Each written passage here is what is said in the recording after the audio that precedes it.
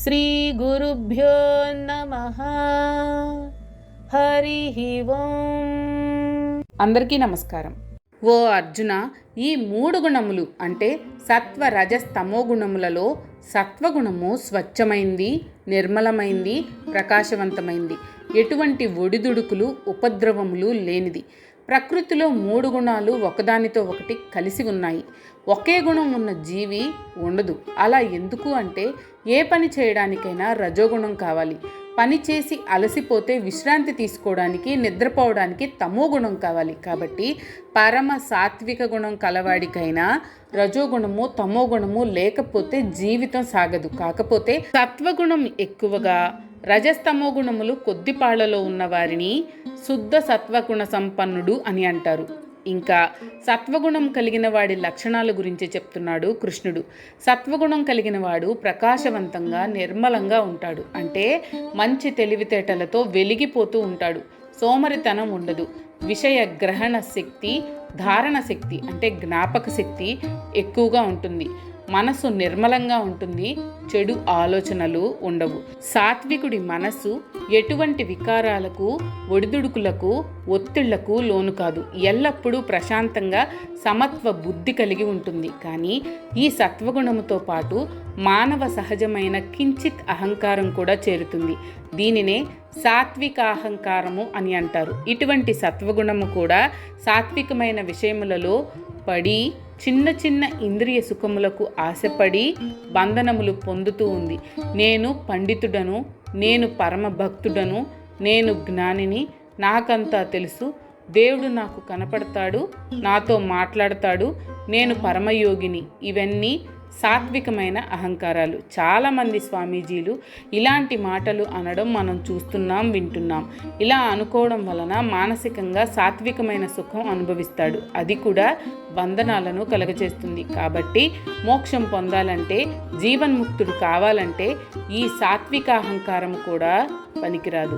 ఇది కూడా దాటాలి. అప్పుడే పరమాత్మలో సాయుధ్యం పొందడానికి మార్గం ఏర్పడుతుంది. ఓ కుంతి కుమార, రజోగుణము ప్రాపంచిక విషయముల మీద రాగము అంటే ఆసక్తిని, కోరికలను కలగజేస్తుంది.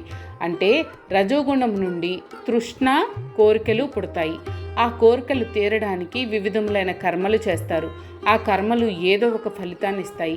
ఆ కర్మ ఫలములు దేహములో ఉన్న జీవాత్మను బంధిస్తాయి. కాబట్టి రజోగుణము బంధనాలను కలగజేస్తుంది. ఇంకా రజోగుణం గురించి చెప్తున్నాడు కృష్ణుడు. మనం ప్రపంచంలో ఎన్నో వస్తువులను చూస్తూ ఉంటాం, ఎన్నో విషయముల గురించి వింటూ ఉంటాం, ఎంతో మందిని తాకుతూ ఉంటాం. దీనివలన ప్రాపంచిక విషయముల మీద తృష్ణ, ఆసక్తి, ప్రేమ, ప్రీతి కలగడమే కాకుండా అవన్నీ నాకు కావాలని, నాకే కావాలని కోరికలు పుడతాయి. ఇదే రజోగుణ లక్షణం. దీన్నే తృష్ణ అంటారు.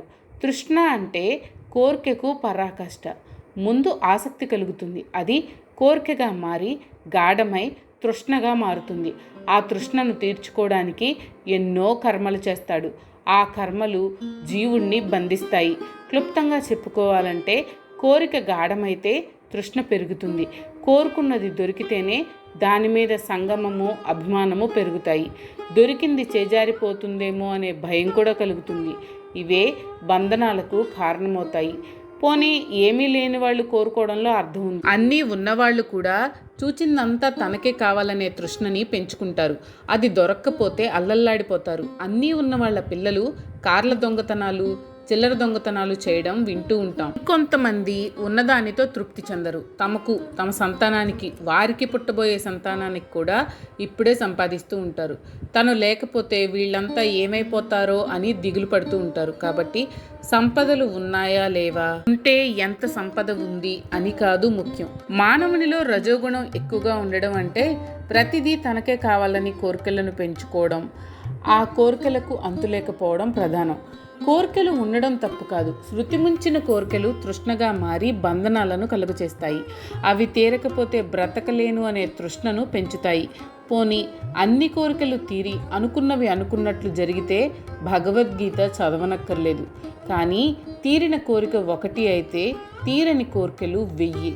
ఒక కోరిక తీరగానే 10 కోరికలు పుట్టుకొస్తాయి. కాబట్టి రజోగుణం వలన బంధనాలు కలుగుతాయి అని, తద్వారా నిరంతర దుఃఖమే కానీ సుఖము లేదు అని తెలుసుకోవాలి అని చెప్పాడు కృష్ణుడు.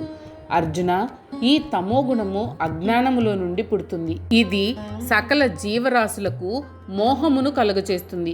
ఈ తమోగుణము పరాకుగా ఉండడము, నిర్లక్ష్యము, సోమరితనము, నిద్ర మొదలైన లక్షణాలతో కూడి ఉంటుంది. ఇప్పుడు తమోగుణం గురించి చెప్తున్నాడు కృష్ణుడు. మానవులలో అజ్ఞానం సహజంగా ఉంటుంది. లేని దానిని ఉన్నట్లుగా భ్రమ చెందడమే అజ్ఞానం. తాడును చూసి పాము అనుకుని భయపడడమే అజ్ఞానం. రోజు ఎంతోమంది మరణిస్తున్నా తాను మాత్రం శాశ్వతంగా ఉంటాను అని అనుకోవడమే అజ్ఞానం. సుఖం వెంట దుఃఖం వస్తుందని తెలిసినా సుఖం వచ్చినప్పుడు ఎగిరి గంతేయడం, దుఃఖం వచ్చినప్పుడు కృంగిపోవడమే అజ్ఞానం. ఈ ప్రపంచంలో ఉన్న అన్ని వస్తువులు శాశ్వతములు కావు, మార్పు చెందేవి, నశించేవి అని తెలిసి కూడా వాటి కోసం వెంపర్లాడడం అజ్ఞానం. ఈ అజ్ఞానంలో నుండి పుట్టిందే తమోగుణం. ఈ తమోగుణం ప్రాపంచిక వస్తువుల మీద మోహాన్ని కలుగచేస్తుంది. ఇది లేకపోతే నేను బ్రతకలేను అనే భ్రాంతిని కలుగచేస్తుంది.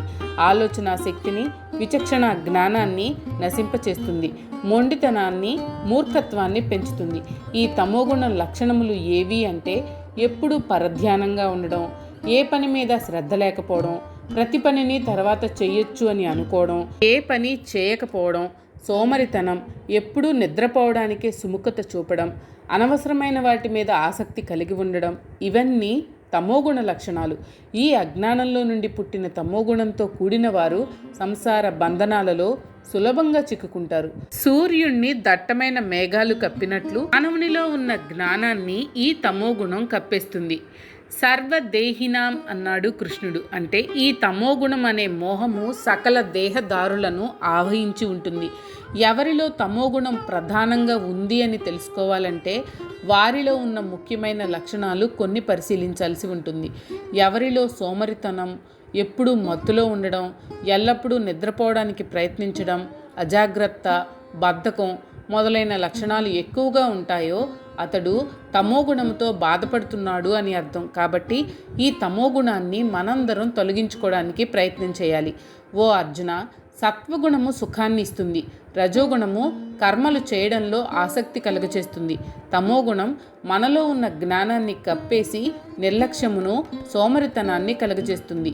ఈ 3 గుణాలు వేటిలో ప్రవర్తిస్తుంటాయి అనే విషయం ఇక్కడ వివరించాడు పరమాత్మ. సత్వగుణం సుఖాన్ని కలుగచేస్తుంది. రజోగుణం ఏదో ఒక పని చేయాలని కోరుకుంటుంది. తమోగుణం ఏ పని చేయకుండా ఉండడానికి, ఒకవేళ చేసినా పొరపాటుగా చేయడానికి, తనలో ఉన్న జ్ఞానాన్ని కప్పిపెట్టి అజ్ఞానంలో ప్రవర్తించడానికి కోరుకుంటుంది. ఈ విషయంలో రామకృష్ణ పరమహంస గారి వ్యాఖ్యలను మనం తెలుసుకుందాం. సత్వగుణం అంటే ఒక దీపం మీద స్వచ్ఛమైన గాజు చిమ్ని పెట్టడం, అంటే తనలో ఉన్న జ్ఞానం అన్ని వైపులా ప్రసరింపచేయడం. రజోగుణం అంటే ఒక దీపం మీద కంతలు ఉన్న గంప బోర్లించడం, అంటే తనలో ఉన్న జ్ఞానాన్ని కొద్ది కొద్దిగా బయటకు వేగంగా కర్మల రూపంలో ప్రసరింపచేయడం. తమోగుణం అంటే ఒక దీపం మీద కుండ బోర్లించడం, అంటే తనలో ఉన్న జ్ఞానాన్ని పూర్తిగా కప్పిపెట్టి అజ్ఞానంలో మునిగిపోవడం, చేయకూడని పనులు చేయడం.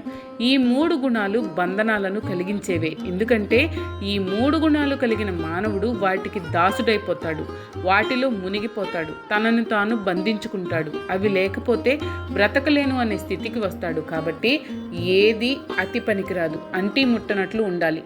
తామరాకు మీద నీటి బొట్టులాగా ప్రవర్తించాలి. దేనికి లొంగిపోకూడదు, ఏ గుణముతోనూ బంధింపబడకూడదు అని బోధించాడు పరమాత్మ. ఓ అర్జున, సత్వగుణము రజోగుణమును, తమోగుణమును అణిచివేస్తుంది. అలాగే రజోగుణము సత్వ తమోగుణాలను అణిచివేస్తుంది. ఆఖరున తమోగుణము సత్వ రజోగుణాలను అణిచివేస్తుంది. ఈ ప్రకృతిలో ఉన్న ప్రతి వస్తువులో 3 గుణములు అంటే సత్వ రజస్ తమోగుణములు ఉన్నాయి అని తెలుసుకున్నాం. ప్రకృతిలో ఉన్న ప్రతి వస్తువు అంటే కదలనివి, కదలకుండా కదిలేవి, కదిలేవి మొదలైనవి. ఉదాహరణకు పర్వతములు, కొండలు, గుట్టలు, రాళ్ళు ఇవి కదలవు. వీటిలో తమోగుణం 98% ఉంటే రజోగుణం 1%, సత్వగుణం 1% ఉంటుంది. 2వ రకం వృక్షాలు, చెట్లు, మొక్కలు. అవి కదలవు కానీ నీటిని పీల్చుకుంటాయి, శ్వాసిస్తాయి. వాటి ఆకులు వివిధ గుణాలను కలిగి ఉంటాయి. కొన్ని మొక్కలైతే తన దగ్గరకు వచ్చిన జంతువులను తనలోనికి లాక్కుంటాయి. కొన్ని తాకితే ముడుచుకుంటాయి, కొన్ని స్పందిస్తాయి. మొక్కలు పుట్టడం, పెరగడం, పెద్దవి కావడం మన కళ్ళ ముందే జరుగుతుంది, కానీ కదల్లేవు. వీటిలో తమోగుణం 50%, రజోగుణం 45%, సత్వగుణం 5% ఉంటుంది. ఇంకా జీవజాతులు, 2 కాళ్ళ మనుషులు, 4 ఇంకా అనేక కాళ్ళతో నడిచే జంతువులు. వీరిలో వారి వారి ప్రవృత్తులను బట్టి 3 గుణాల నిష్పత్తి మారుతూ ఉంటుంది.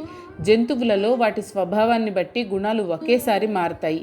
కానీ మానవుడికి వయసు పెరిగే కొద్దీ పరిసరాలకు అనుగుణంగా, కాలానికి అనుగుణంగా వారి వారి గుణాలు మారుతూ ఉంటాయి. కొంతమంది సాత్వికులు అవుతారు, మరికొంతమంది రజోగుణ ప్రధానులు అవుతారు, మరికొంతమంది తమోగుణ ప్రధానులు అవుతారు. అది ఎలాగా అంటే, ఈ 3 గుణములు ముందు చెప్పబడిన వాటిలో ఒకే విధంగా ఒకే మోతాదులో ఉండవు, హెచ్చు తగ్గులుగా ఉంటాయి. సత్వగుణం మోతాదు ఎక్కువగా ఉంటే అది మిగిలిన రజస్తమో గుణములను అణగదొక్కుతుంది. సత్వగుణం మాత్రమే ప్రధానంగా ప్రకటితమవుతుంది. అదే రజోగుణం ఎక్కువగా ఉంటే అది సత్వ తమో గుణాలను అణగదొక్కి తాను మాత్రమే ఎక్కువగా ప్రకటితమవుతుంది. అలాగే తమో గుణం ఎక్కువగా ఉన్నప్పుడు అది సత్వ రజోగుణాలను అణగదొక్కుతుంది. ఈ విధంగా ఒక్కొక్క పదార్థంలో ఒక్కో గుణం ఎక్కువగా ఉంటుంది. కొందరిలో 2 గుణాలు ఎక్కువ, 1 గుణం తక్కువగా ఉంటుంది. ఈ విధంగా 3 గుణములు వివిధములైన పాళ్లలో బంధనాలను కలగజేస్తూ ఉంటాయి. అంతేకాదు ప్రతిరోజు ప్రకృతిలో ఈ గుణాలు మారుతూ ఉంటాయి. సాధారణంగా మానవులలో ఉదయం 4 నుండి 8 వరకు సత్వగుణం ప్రధానంగా ఉంటుంది. అందుకే ఆ సమయంలోనే స్నానం, సంధ్య, హోమం, పూజ చేయాలని చెప్తారు. ఎండ ఎక్కే కొద్దీ రజోగుణం ఎక్కువగా ఉంటుంది. అందుకని ఆ సమయంలో ఎవరెవరికి నిర్దేశింపబడిన కర్మలు వారు చేయాలి. సూర్యుడు అస్తమించగానే తమోగుణం ప్రధానంగా ఉంటుంది కాబట్టి నిద్రపోవాలని చెప్పారు. కాబట్టి వివేకి అయినవాడు ఏ గుణమునకు బంధితుడు కాకూడదు. అన్నీ సమానంగా పరిమితంగా అనుభవించాలి. దేనికి అడిక్ట్ కాకూడదు. అతి విపరీత ధోరణి పనికిరాదు. శాస్త్ర అధ్యయనం చేయాలి, ఇష్టదైవాన్ని ఉపాసించాలి, ధ్యానం చేయాలి. జీవనానికి ఏదో ఒక ఉద్యోగం, వ్యాపారం ధర్మబద్ధంగా, న్యాయబద్ధంగా, శ్రద్ధతో చేయాలి. అవసరం ఉన్నంత వరకే సంపాదించాలి. జీవితం ఆనందంగా గడపాలి. అంతేకాని ఏదో ఒక గుణానికి కట్టుపడిపోకూడదు. నిరంతరం సుఖదుఖాలకు లోను కాకూడదు. మీకు కనుక ఈ వీడియో నచ్చినట్లయితే లైక్ చేయండి. అలాగే మీ ఫ్యామిలీ అండ్ ఫ్రెండ్స్కి షేర్ చేయండి. ఛానల్లో కొత్త నోటిఫికేషన్స్ కోసం సబ్స్క్రైబ్ చేయండి. అలాగే పక్కనే ఉన్న బెల్ ఐకాన్ని ట్యాప్ చేయండి.